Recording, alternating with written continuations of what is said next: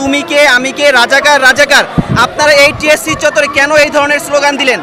আচ্ছা, আপনারা সবাই অবগত আছেন যে গতকালকে আমাদের মাননীয় প্রধানমন্ত্রী তার প্রেস ব্রিফিংয়ে তিনি কোঠাধারী এবং রাজাকার বলে আমাদেরকে সম্বোধন করেছেন। তো এই যে আমাদের যে পুরা শিক্ষার্থী সমাজকে রাজাকার বলে যে অভিহিত করেছেন, তারই প্রেক্ষিতে আমাদের গতকালকে একটা বিক্ষোভ মিছিল ছিল এবং এই বিক্ষোভ মিছিলে আমাদের মেয়েরা অবধি প্রতিটি হলে হলে থেকে তালা ভেঙে তারা আমাদের সঙ্গে একাগ্রতা পোষণ করে এই রাজুতে অংশগ্রহণ করেছিলেন। এবং আমরা যে তুমি কে আমি কে রাজাকার রাজাকার এটা যে একটা ব্যঙ্গাত্মক অর্থে বলেছিলাম, এটা অনেকেই না বুঝে তারা ভিন্ন খাতে প্রবাহিত করার চেষ্টা করছে। আমরা মূলত প্রধানমন্ত্রী যে আমাদেরকে রাজাকার বলে সম্বোধন করেছেন, সেই রাজাকারটাকে আমরা ব্যঙ্গাত্মকভাবে এই স্লোগানের মাধ্যমে তুলে ধরতে চেয়েছিলাম। আমাদের যে গতকালকে বিক্ষোভ মিছিল ছিল, আপনারা সবাই অবগত আছেন যে বিভিন্ন ছাত্রলীগ বিভিন্ন টোকায় টোকায় ভাড়া করে নিয়ে এসে আমাদের উপরে অতর্কিত হামলা করার একটা ষড়যন্ত্রতে লিপ্ত ছিল। তো আমরা সেটা বুঝতে পেরে আমরা নিজেদের সতর্কতা অবস্থান থেকে ভিসি স্যারের বাসভবন থেকে আবার রাজুতে এসে অবস্থান নিই এবং অবস্থান নেওয়ার পরে একটা পর্যায়ে গিয়ে আমাদের প্রোগ্রাম শেষ হয়ে যাওয়ার পরে আমরা হলে যাই। তারপরে বিভিন্ন পয়েন্টে আমাদের টোকায় বা ছাত্রলীগ বলেন তাদের সঙ্গে একটা টান উত্তেজনা ছিল।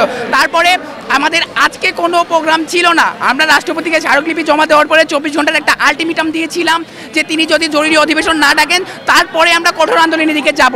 বাট প্রধানমন্ত্রী যে আমাদেরকে রাজাকার বলে সম্বোধন করছে, এর প্রতিবাদে আমরা আজকে রাজুর পাদদেশে সবাই একীভূত হয়েছি এবং যে আমাদের এক দফা দাবি তো আছে, তার সঙ্গে তিনি যে আমাদের রাজাকার বলে সম্বোধন করেছেন সেই বক্তব্যটা যেন তিনি তুলে নেন, সেই জন্য আমরা প্রতিবাদ করে যাচ্ছি।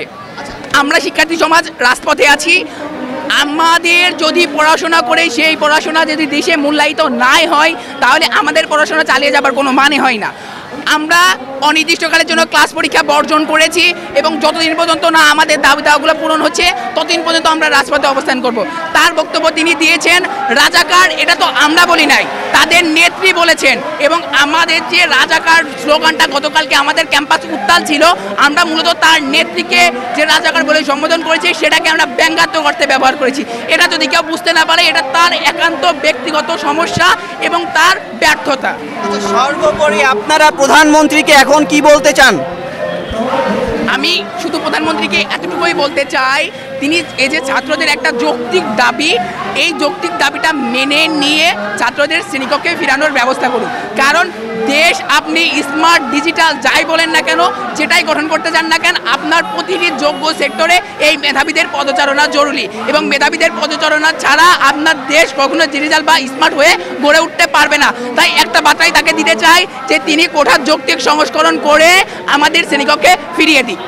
সর্বোপরি একটা শেষ কোশ্চেন, যদি শেষ পর্যন্ত আপনারা ব্যর্থ হন অথবা যদি এই কোটা বহাল থাকে, তাহলে আসলে বাংলাদেশের সামনের যেই প্রজন্ম তারা আসলে কি ধরনের হুমকির সম্মুখীন হতে পারে বলে আপনি মনে করেন? তিনি যদি আমাদের দাবি না মেনে নেয়, সেক্ষেত্রে আমরা কি করব? আপনারা বিভিন্ন মিডিয়ায় প্রতি বছর একটা করে পরিসংখ্যান প্রকাশ করেন যে এত সংখ্যক স্টুডেন্ট বাংলাদেশ ছেড়ে চলে যেতে আগ্রহী। এখন আমাদের যদি মেধার মূল্য দেশে না হয়, অন্য যে দেশ আমার মেধার কদর করবে, আমি অবশ্যই সে দেশে চলে যাব। এখন সেটা দেশের বিষয় যে দেশ তার মেধাকে, তার নিজের মেধাকে নিজের দেশে ব্যবহার করবে কি করবে না। এখন ভবিষ্যৎ প্রজন্মর ক্ষতিগ্রস্ত করার কথা যদি বলি, দেশের প্রতিটি সেক্টরকে যদি সুশৃঙ্খল এবং উন্নতভাবে গড়ে তুলতে চান, তাহলে মেধাবীদের পদচারণা নিশ্চিত করতে হবে। এখন আপনি যদি তাদের পদচারণা নিশ্চিত করতে না পারেন, সেক্ষেত্রে অবশ্যই ভবিষ্যৎ প্রজন্ম ব্যাপকভাবে ক্ষতিগ্রস্ত হবে। যেমন চিকিৎসা খাত, শিক্ষা খাত, তারপরে যত খাত আছে সবগুলা খাতেই মারাত্মকভাবে একদম ধসে পড়বে বলে মনে করি। কারণ একটা কোঠাধারী দিয়ে কখনোই হবে না। এই যে আজকের মতিউর, বেনজির, আজিজ, এরা কেন তৈরি হচ্ছে? এরা তৈরি হচ্ছে তাদের জ্ঞানের অভাব। এই যে আমরা দেখছি বিভিন্ন ধরনের ট্যাগ দেওয়া হচ্ছে, আপনাদেরকে রাজাকার বলা হচ্ছে এবং মামলাও করা হচ্ছে। আপনারা কি মনে করেন কোনো কুচক্রী মহল আপনাদেরকে বিভিন্ন ট্যাগ দিয়ে এই আপনাদের যে একটা দাবি, এই দাবিকে কোনোভাবে ভঙ্গ করতে চাচ্ছে? এজন্য বলতে চাই, আমরা 52-তে আমরা ছাত্র আন্দোলন করেছি, 66-তে আন্দোলন করেছি, 69-এ আন্দোলন করেছি, 71-এ আন্দোলন করেছি এবং প্রতিটা আন্দোলনে আমরা শিক্ষার্থী সমাজ একদম সফল। তো বিভিন্নভাবে ছাত্রদের দমানোর চেষ্টা হবে, ট্যাগ দিয়ে, বাধা দিয়ে, দমন পীড়ন করে। তবে আমাদের ছাত্রদের যে ইউনিটি, এই ইউনিটি হচ্ছে আমাদের শক্তি। এই শক্তিকে কাজে লাগিয়ে আমরা যে দাবি দাওয়াগুলো আছে সেগুলো পূরণ করব, এবং যতক্ষণ পর্যন্ত না আমাদের দাবি আদায় হচ্ছে ততক্ষণ পর্যন্ত আমরা রাজপথ ছেড়ে শ্রেণীকক্ষে ফিরব না। আপনারা বলছেন যে কোটা সংস্কারের মাধ্যমে, মেধার মাধ্যমে সরকারি চাকরির যে কথা আপনারা বারবার বলছেন, কিন্তু আমরা দেখেছি যে প্রশ্ন ফাঁস হচ্ছে, এবং আপনারা যদি শুধু কোটা নিয়েই আলোচনা করেন এবং কোটা নিয়েই আন্দোলন করেন, সেক্ষেত্রে কি সরকারি চাকরি আপনাদের হবে যদি প্রশ্ন ফাঁস হয়ে যায়? এখন প্রশ্ন ফাঁসির যে বিষয়টা, এটা এখনো আমাদের কোনো সরকারি মাধ্যম থেকে কোনো তদন্ত হয় নাই। এটা আমাদের চ্যানেল 24, মেবি চ্যানেল 24 হচ্ছে একটা প্রতিবেদন করেছিল। এখন আমাদের সরকার মহলের দায়িত্ব এটা নিয়ে বিশদ গবেষণা করে, তদন্ত করে, তারপরে ফলাফল জানানো। আমরা তো শুধু একটা বেসরকারি চ্যানেলের উপর ভিত্তি করে আমরা একটাকে কাঠগড়াতে দাঁড়াতে পারতেছি না। হ্যাঁ, এখানে প্রশ্ন ফাঁস হচ্ছে সেটা বুঝলাম, কিন্তু এই প্রশ্ন ফাঁসটা আমরা সাধারণ শিক্ষার্থীরা রুখতে পারবো না। যদি উপর মহলের কোনো তদারকি না থাকে তাহলে আমাদের শিক্ষার্থীদের পক্ষে কোনোভাবেই প্রশ্নবাদ আটকানো সম্ভব না।